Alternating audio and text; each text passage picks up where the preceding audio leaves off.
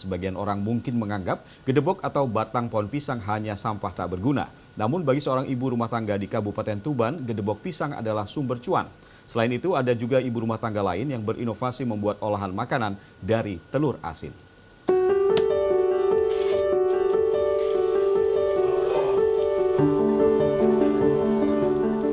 Siapa sangka tanaman pisang ternyata bukan hanya buahnya saja yang bisa dikonsumsi.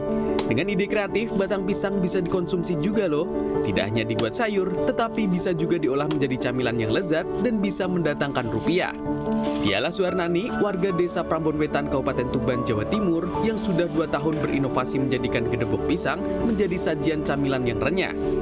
Rasanya yang gurih menjadikannya tidak kalah dibandingkan snack pabrikan sehingga disukai banyak warga. Proses pembuatannya pun tak begitu sulit. Potong tipis-tipis pelepah batang pisang, lalu rendam dengan air garam untuk menghilangkan getahnya.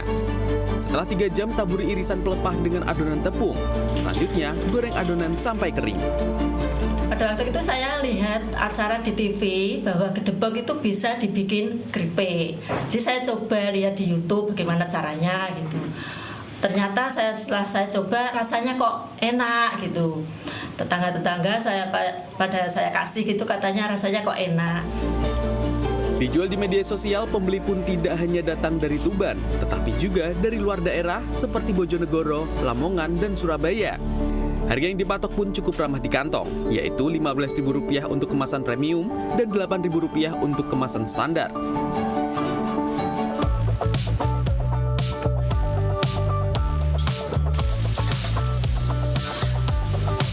Masih seputar bisnis di bidang kuliner, kali ini kita geser ke Lumajang, Jawa Timur. Inilah Siti Jamilah, warga Kelurahan Citro di Wangsan.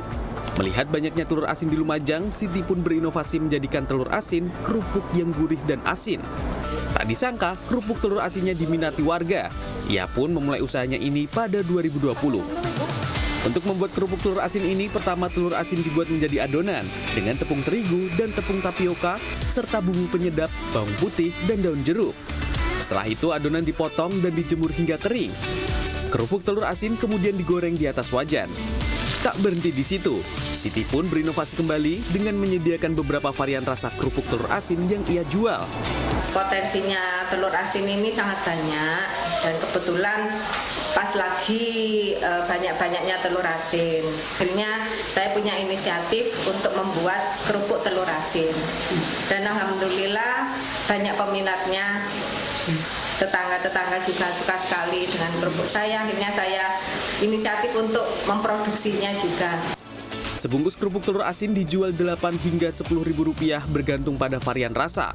Sementara itu, dalam sebulan, Siti bisa memproduksi hingga 120 kg kerupuk telur asin. Keuntungan yang didapat pun bisa mencapai 5 hingga 6 juta rupiah per bulan. Tim Liputan.